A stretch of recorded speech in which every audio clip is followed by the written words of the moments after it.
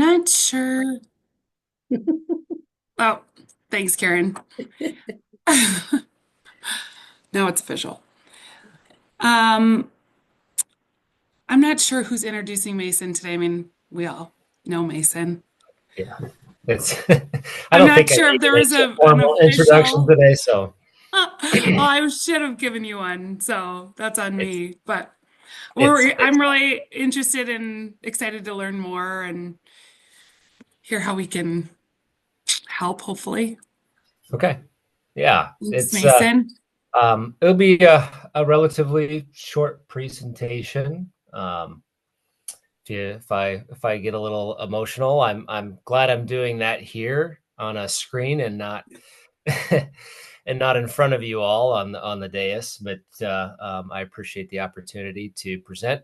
Please keep in mind I am not a subject matter expert here, and so neither am I a virologist or bacterial or whatever the ologist is associated with this. And I do want to have a disclaimer here that I still am, even a couple years into this, I still have a little bit of skepticism on this topic. And I don't want to downplay in any way, mental health and struggles. In fact, we've done a lot over the last year and a half to bring those things to light.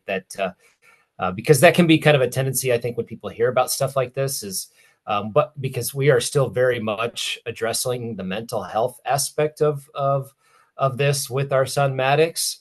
But we were just kind of at a loss looking for answers, and we stumbled across this particular. It's a physical diagnosis. So again, I'm not saying that this is the cure, that this is what your son or daughter or grandson, niece, nephew has. I just wanted to share kind of our story. It definitely was kind of this crazy mental health ride at first. And there certainly have been times where that continues. And so I don't know. Hopefully that all made sense. Again, I don't know that this is the magic 8 ball to solve all of every all the problems, but this is just our story, and I wanted to share that, and Maddox's story, and I wanted to share that with you all today. So I'll go ahead and share my screen here, and make sure somebody, I don't know if wants to let me know if everything's working okay. Give me just a second. Okay, and the dog is needing attention here at the same time. So, okay. Can you all see my screen? Yes? Okay. Yep. And can hear me okay? Okay. All right. So, pandas, that's what we're going to be talking about today. And we'll get into that in a little bit. But that's my son, Maddox, obviously not tame and Lipsy, as you can see here. But this picture was taken recently. He and his basketball team they were very fortunate to spend a couple hours with the Iowa State men's basketball team at their facility, getting a tour and getting to shoot hoops and play with them. And that was really cool. But this is my guy here, and he gets his striking good looks from his dad. He's age 13, and he's in the 7th grade. Got a lot of different hobbies. He loves doing puzzles and lots of Sudoku and just lots of different kind of brain teasers and things like that. He's really into that kind of stuff, and arts and crafts. He's definitely more our kind of creative, artsy type of the three boys. Loves all sports, everything sports, and board games, video games. Obviously, he's a teenage boy, so he's into that kind of stuff. But loves everything Iowa State Cyclones. Obviously, he and I have the unfortunate connection of also being Chicago Bears fans. So it was a rough weekend, but we also love Brock Purdy. So we kind of got both sides of it there. Favorite sport is basketball, but he loves to play them all. And so just wanted to highlight him and talk a little bit about kind of his story and where we kind of got connected. So in 5th grade, so a couple years ago, and getting close to the anniversary there, but it was sometime in January or February of that year. We noticed a drastic change in Maddox's personality and his anxiety levels, and he's always kind of been our more, I guess, sensitive kid, and internalizes things a little bit more than his two brothers do. And but we definitely noticed that something was different in that time frame. And he's always kind of been our happy go lucky. You can see by his smile, and then something changed in him, and it almost seemingly happened overnight. And so he started voicing concerns about food, not, thinking it was spoiled or not good for him. He was scared of choking. He did have kind of a choking incident at school during the lunch period, but most kids, cough that stuff up and go about their day. But it became a major concern for him. If we would go out to eat somewhere, he just would refuse. He started not wanting to go to school, didn't want to participate in activities like sports, the things that he loves. He became very nervous and anxious about literally anything and everything, constant fidgeting, trouble sleeping, and again, just completely at random, he would be like crying himself to sleep every night because he was scared, and about what he really struggled to verbalize to us. And he had developed some sort of, very strange kind of vocal tics where he was doing a lot of weird blurting and noises and things that just, they weren't really appropriate for like the situation that you were in. And he started getting some kind of tics and movements in his neck. So like his neck started hurting. And then what was really odd was that his handwriting got significantly worse. At that time he was in fifth grade. So fifth grade boys, and not stereotyping, but don't always have the best handwriting. And then all of a sudden, it like went back to like when he was in kindergarten. It was difficult to read his writing. So he started missing school, missing practices. Obviously, with the food, he starts losing weight, and just flat refused to get out of bed some days. And he would just be in tears when he woke up. He was scared about going anywhere. It was a real struggle. And when things started to really turn for Heather and I, Heather's my wife, he started to make some disturbing comments and negative, about negative thoughts and his inability to stop them. And they were very scary for him. It was, around mortality and different things like that, which, he never talked about before. I mean, he's in fifth grade. You shouldn't be thinking about that kind of stuff. But all of a sudden, these just intrusive, invasive thoughts coming in. And, part of what he was anxious and crying about was he just hated feeling like that. I don't blame him.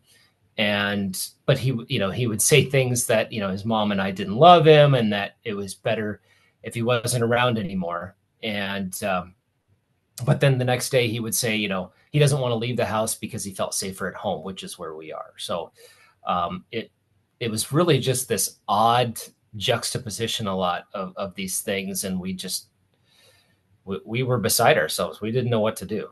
We didn't know what to think or who to talk to. So, and all the while, we're trying to parent two other active boys, and they're kind of on the sidelines watching this, and, really just kind of like looking at Maddox like, he had two heads, right? Like, why are you acting this way? This is really strange. And, we're just kind of dividing all of our attention, really to focus on him. And I know this bullet point right here seems kind of odd, but the pinnacle moment was, I don't remember exactly when it was, but the boys like playing pickleball, and there's like an indoor pickleball court somewhere in Des Moines. And so my wife's like, "Hey, let's get out of the house. Let's go down and play some pickleball." And went down there and we got about a half hour into it. And one of the other two, they're all very competitive. So they kind of started talking some trash and said something to Maddox. And like, he just snapped, like he just stopped playing. He stopped participating. And on the ride home, with his brothers around, said that he wanted to kill himself, that he didn't want to be here anymore. And I don't, I hope nobody else on this call ever has to hear those things out of your son or daughter. And I don't know how serious he really was. But when somebody tells you that hits you like a ton of bricks. And I'm not sure how I even drove us home, because I was just in full on meltdown. I mean, tears just streaming down my face. Here's my, thinking about what our life would be like if 1/5 of us was gone. And I couldn't come to grips with it. And so we told our two other boys to go in the house when we got home, and we just sat out in the parking lot, or not the parking lot, in the driveway. And I absolutely crumbled. I've never felt so low in my entire life. And again, I don't know that he was necessarily articulating an activity he was going to do in that moment, but it just, everything leading up to that point, and then to hear that was just devastating. And so that was kind of the moment where Heather and I were like, we can't live like this anymore. This has to stop. We have to try to turn the corner here and get him some help. And so immediately started with counseling and therapy, and actually went to a couple different places just to find something that was suited him. We ended up at Cornerstone Therapy. They've got a counseling center in Ames. So it is a little bit more, type of, I'd say biblically or Christian based counseling, but it was good. Just him having the ability to talk to somebody that wasn't us, and them, a trained psychologist to ask those questions was helpful. So we started on that. And then a random conversation with a neighbor. So another kind of pinnacle moment. It wasn't with me. It was my wife was out walking and ran into a neighbor, and we've known them through church here in Huxley. And so just kind of started talking about what was going on with Maddox, and she started mentioning some of these symptoms. And the neighbor gal was like, "Hey, this sounds really familiar. This sounds like something somebody in her family had talked to her about. It's something called PANDAS. You should look that up and look into it."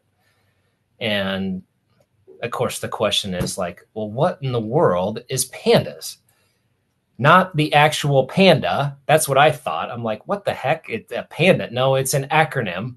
And I'll do my best not to like butcher this, but pediatric autoimmune neuropsychiatric disorders associated with streptococcal infections. I feel like I should get like a ribbon or something for being able to say that. But so like what is PANDAS? And it's a condition in children that's characterized by the sudden onset of obsessive compulsive disorder or tic disorders that's following a strep infection. Okay, that kind of ticked a box, right? Of like sudden onset. That absolutely was Maddox to a T. And we knew that he had a strep infection like the month prior.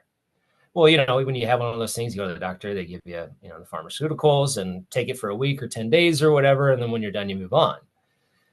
So it was like, okay, that's a check mark.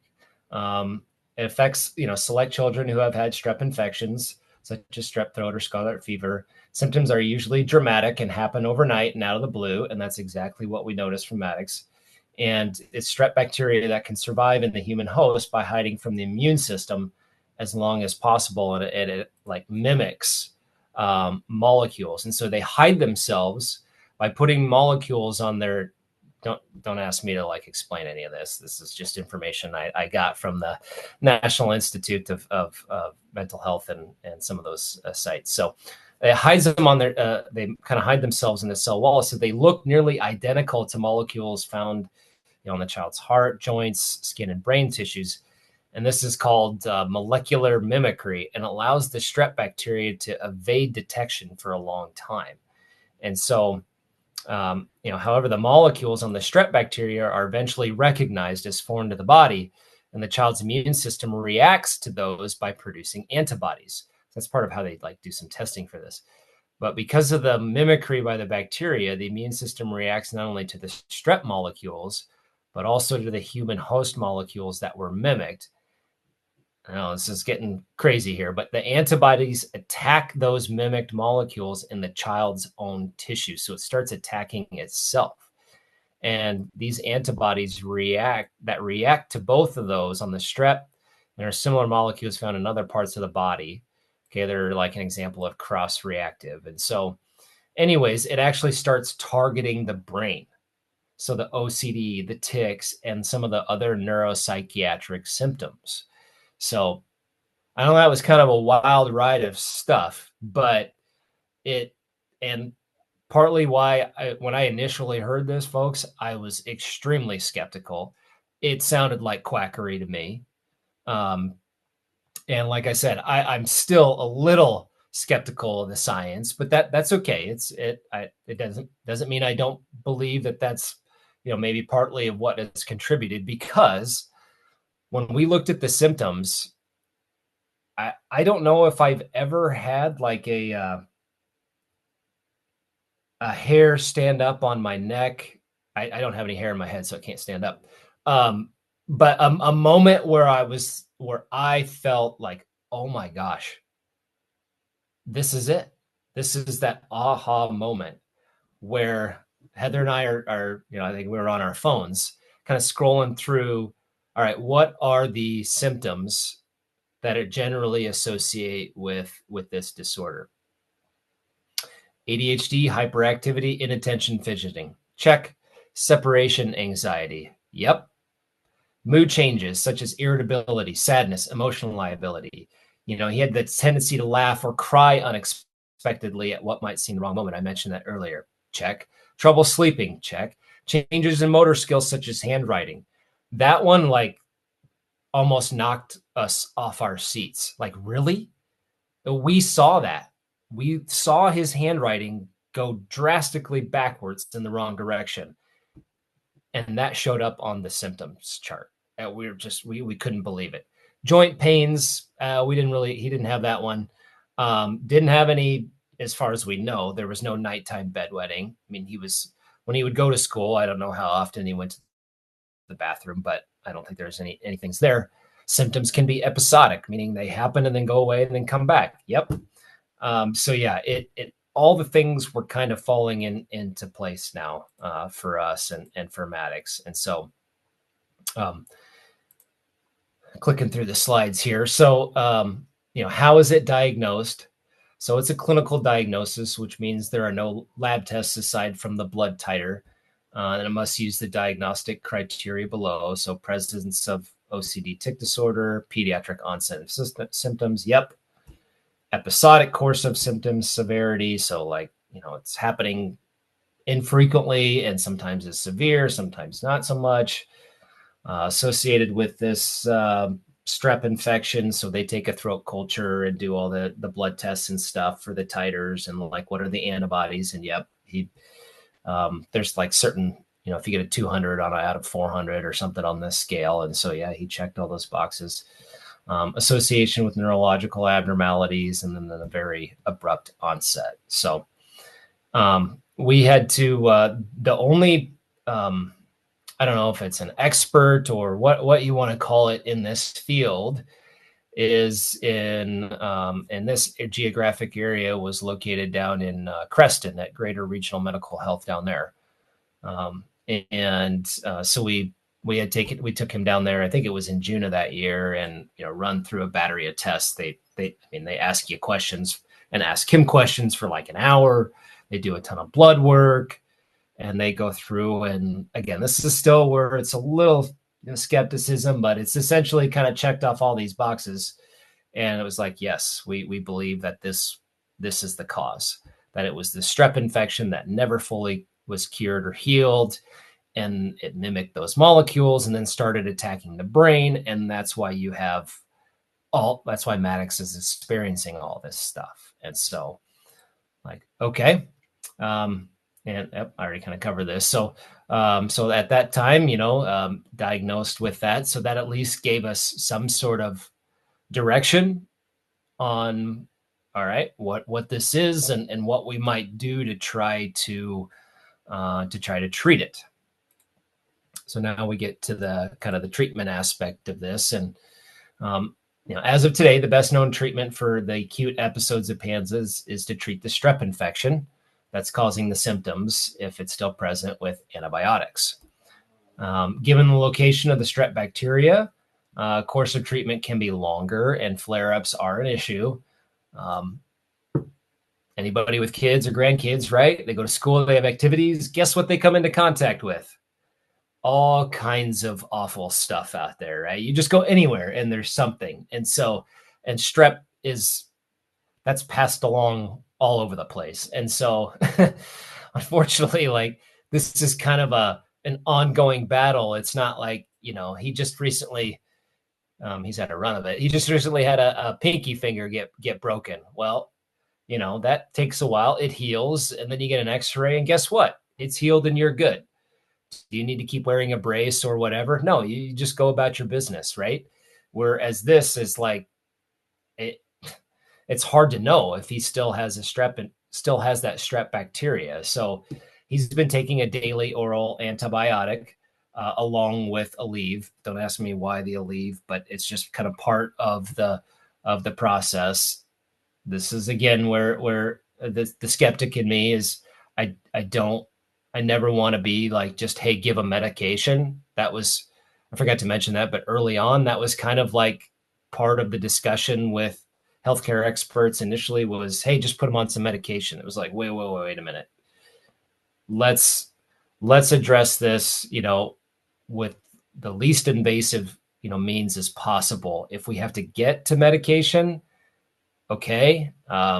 We'll do that if necessary, but that's why we started with the mental health therapy and counseling, and still working through that stuff. And so, but it got to a point where it's like, okay, yeah, this is okay for him to do. He keeps getting tested and things like that. So low dosage of medication to help with the anxiety and the OCD symptoms. Eventually pulled him off of that because, after a period of time, Maddox was kind of doing better. He would still have his moments, but, overall, we felt like, okay, he's, after a year into this, we felt okay. Sixth grade, he did great. Didn't really have any issues. He would still get nervous at sports, but, who doesn't? Or a big test you have or something like that. That's natural human condition. But it's like, okay, I think we can, let's try to pull him off and see how he does. And he did okay. Continued with the counseling for almost a year. So kind of where we are today and getting close to wrapping this up. So here's the rest of us. There's my beautiful wife, Heather, and my oldest, Nolan. He's a freshman. There's Maddox in the glasses, and Liam, he's 11 in fifth grade. That's outside of US Bank Stadium. We went up to watch the Niners and really just Brock Purdy play the Vikings earlier this year. So, so where's Maddox today? He's still on the antibiotics, and he's gone off and on the anxiety medication as needed. So he recently had a couple flare-ups, another episode where the symptoms kind of went right back to where they used to be. That was a few weeks back, and we're able to work with the doctors, thankfully, just remotely and not having to drive down to Creston, but and get him back on the, I can't pronounce how it, fluvoxamine or something like that, back on that at a low dosage, and that's helped. And we're evaluating whether we need to get him back into counseling again. But I know that's got to be a real struggle for a lot of people. It's like, where do you turn? Where do you go to? I think I saw a question just pop up. What does insurance pay for? What doesn't? Can we take time off of work? He's got school and activities and we don't want to pull him out. And like, I think about those issues that we struggled with and wrestled with. And, we're pretty well adjusted people, right? We're pretty intelligent. Not saying other people aren't, but we have access to a lot of resources, financially and otherwise, that maybe many other people don't, or have flexibility in our work schedules to address these kind of things. Like, what happens when Maddox, calls and says he needs to come home from school at 9 o'clock, or doesn't want to go to school in the morning, and it takes us an hour to get him to there. And like, I can't imagine, other folks that maybe aren't in the same type of situation as Heather and I are to be able to deal with this, or, work with this, and not knowing where to turn or how to do it, right? Like, can't take time off of work or all this other stuff. So part of it is just very thankful that where we are and our life, that we do have the resources, and we do have help and things that we can figure out for him. So again, still has some anxiety issues to work on, challenge to focus at school. We get to hear about that kind of stuff in the parent teacher conferences, but he gets good grades and does a good job. And so he's, doing basketball right now, and he'll continue to play that through the winter months. And so this is I don't know when the finish line is for this. Probably never for him. I think just the general anxiousness and things, he'll probably contend with that his whole life, and that's okay. Like, as long as Heather and I are still above ground, we'll keep working and doing what we can. And I think there's certainly a religious component to this. I'm not, advocating for one or the other. We're Christians, and so that kind of explains what we believe. And so we know that there's also a spiritual component to this, and we have people praying for us, and so wherever you fall on that conversation, that's your choice. But for us, that's certainly a part of what we're working on. And just some of the medical citations, a lot of this came from the National Institute of Mental Health, so folks kind of knew where I was pulling this. But I'll shut down the presentation portion of this, and we'll kind of flip over to the questions in the chat. So, okay, whoops, here we go. Okay, does insurance cover, this is from Karen, does insurance cover most of the expense? I would say yes, and partly why, because we have no problem hitting our deductible in our household. So if any of you know, our youngest has a a medical issue that we discovered when he was 5, had brain surgery on over at Iowa City. And so he has regular appointments over at Iowa City that require MRIs and X-rays, a body brace. And so he's a very expensive little 11-year-old. So thankfully or not, we hit our deductible pretty easy in our house. And then you throw in the random broken bone or trip to the whatever. So, but yeah, I mean, thankfully we have good insurance to cover a lot of this expense, but there's quite a bit that's out of pocket too. And so, so there is that. And can Maddox come resistant to the antibiotics? That's a good question, Karen. I probably should know the answer to that, but I don't know. I'll ask that and get back to you. All right, this must have come from Allison, the International Skiing Fellowship of Rotarians. Do you expect that this is a lifelong illness? I would say, from a physical point, I think and hope that the strep infection would be eliminated at some point. If it has indeed attacked molecules and cells in the brain, I don't know if those, I'm certainly not a neurologist, I don't know if those can regenerate themselves or what the long-term effects are. I think, as I mentioned just a few minutes ago, the mental health aspect of this for him and his anxiety levels, maybe his threshold for anxiety now is quite a bit higher than others, right? That maybe are in his peer group. So that I think is definitely going to be, unfortunately, a cross for him to bear for his entire life. And not saying that he's not capable of overcoming that, but I think just that's going to be there no matter what. So, Tom, thank you for the comment, and again, Deb as well. It says you have another family that's experiencing PANDAS with their daughter. That's well, just I if you want to come off mute and share anything, that's fine. If not, that's okay too. But I just try to build awareness. Again, I don't know if it's the right answer for anyone or everyone, but um, when you're a parent of a child that's experiencing this kind of stuff, I mean, it sounds bad, but like you'll do anything, and maybe it's not bad. Like you would do anything to help your kid and to help them not feel that way or have those thoughts or whatever. And so this was just an olive branch that got thrown out to us, or a life preserver, so to speak, and we just grabbed it. And um, we think that's what caused it. We'll see. We'll keep working on it. So, what kind of support does Maddox get through school? Great question.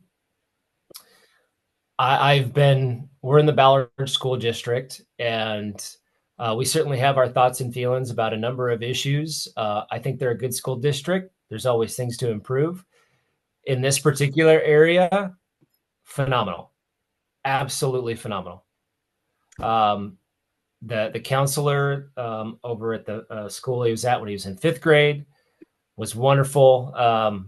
He was very caring and compassionate, but he was also very direct. It was his name's Michael Mackey, and just the way he interacts with kids, and especially with Maddox, knowing he had his older brother Nolan come through school.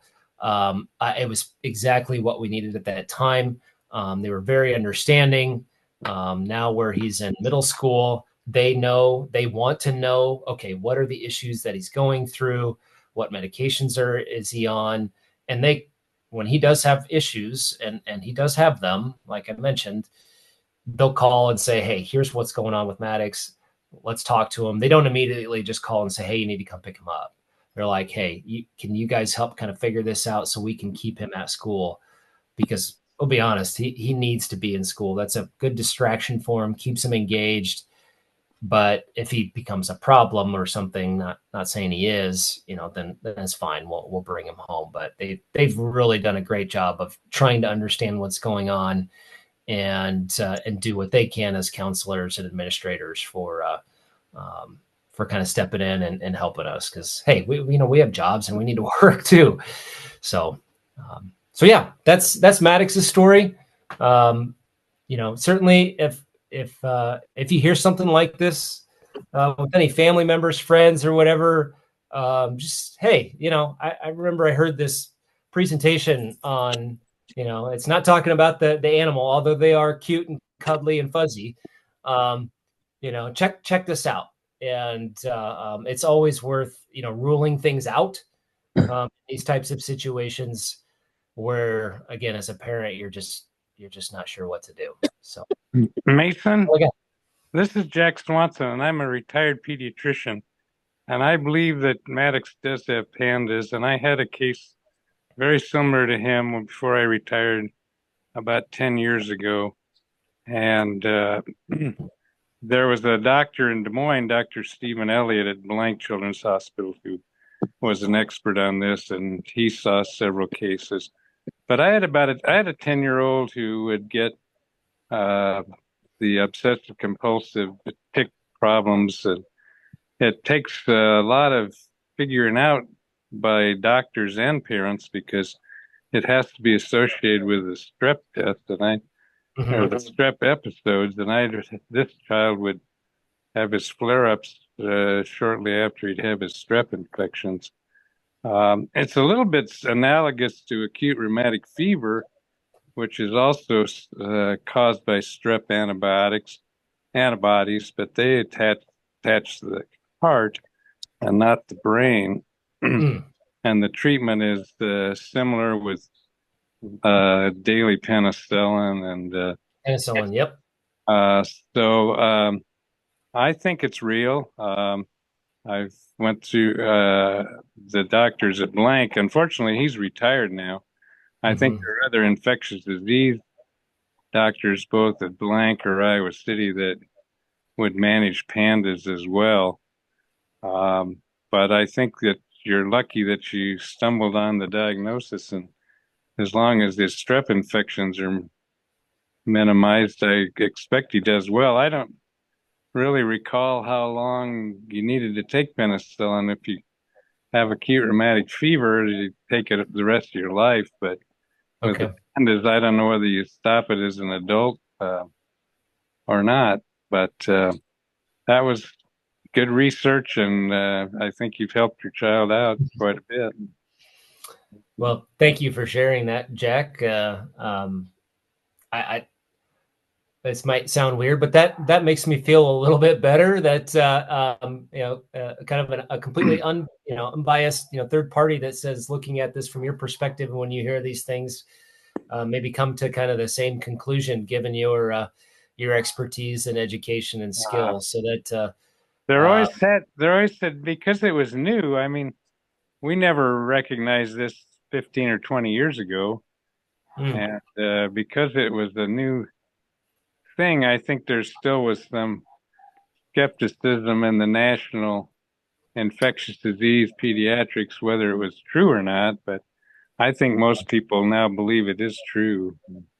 yeah. And a good diagnosis, you have to. This child I had would flare up every time he'd get a sore throat and a strep infection. So his mom brought him in within 12 hours of getting a sore throat, and we didn't put him on chronic penicillin initially. I think eventually we did, but every time we'd get his throat culture and start him on the penicillin, within 24 hours, he was all better again. Great. Well, that's great to hear. That's great to hear. Yeah. Again, I think I articulated it a few times, a little bit of skepticism on my part, but I think it's okay. It's okay to always come in with a healthy dose of skepticism on things, and not initially wanting to just put pills into your child, but we also understand, and my wife's a doctor, that there is a place for medicine to help with these types of things, and so we'll continue on that path with him and stay in close contact with the experts and the doctors. So it's it was just that random moment that my wife had walking out taking a walk, getting some fresh air, this interaction with a neighbor, right? So I think that speaks to, like, hey, let's be willing to talk about breaking down barriers and all those types of things when you talk about, because at the time we just thought it was a mental health issue. We didn't know that there was something physically associated with it. So just being willing to share that with others, even maybe just a neighbor, right? Of like, it's okay to be honest, and I still have to work on that. The male persuasion, typically, what's my response to a lot of this stuff with my kids, right? Like when I was a kid, hey, just suck it up and let's go. Get to class, get in the game. You're fine. Let's go. And that approach did not work. I will say that did not work in this situation. It more than likely, more than it didn't, it made it worse. And so that's, I guess, something else I should have put in the slides was, don't be me. Don't react to this the way I did initially. It's hard to know what's real and what isn't, especially when it happens that quick with your kids. Does he just not want to go to school? I mean, I was like that when I was a kid at times. I didn't want to go either. But anyways, just hopefully folks, feel, take something away and be okay with sharing, what's going on either with yourself or with somebody close to you, because man, that person you're talking to, they might possess the key to unlock what it is that's going, and maybe they don't, but maybe they do. And man, if she never had that conversation, I don't know where we would be right now. Maybe we'd be 6 months behind. I don't know. So, yep, that was very fortunate. I think if you want further information, you might consider the infectious disease departments at either Blank or Iowa City as far as further penicillin management, but I think you're doing well. Well, very, very good. Thanks, Jack. Are there any other questions or comments? Okay, not hearing anything. Katie, I yield the floor back to you. Thanks, Mason. That was very interesting and heartwarming because I know as parents, it's always a struggle. And I think you're right. I mean, the other takeaway for all of us is it's easy to hide the things that you don't think look perfect to the outside. And many people are going through lots of stuff, so we can learn from each other, be there for each other. I don't think we have anything else, any other announcements. So we're wrapping up a little bit quickly today. We will be back in person next week. So that will be wonderful to see each other one more time before the holidays. And I do have my kindness quote for today. This one is from Dolly Parton. If you see someone without a smile, give them yours. So with that, join me in the four-way test of the things we think, say, or do. Is it the truth? Is it fair to all concerned? Will it build goodwill and better friendships? And will it be beneficial to all concerned? Thanks, gang. Have a great day. Enjoy the sun. Thank you. Thanks again, Mason.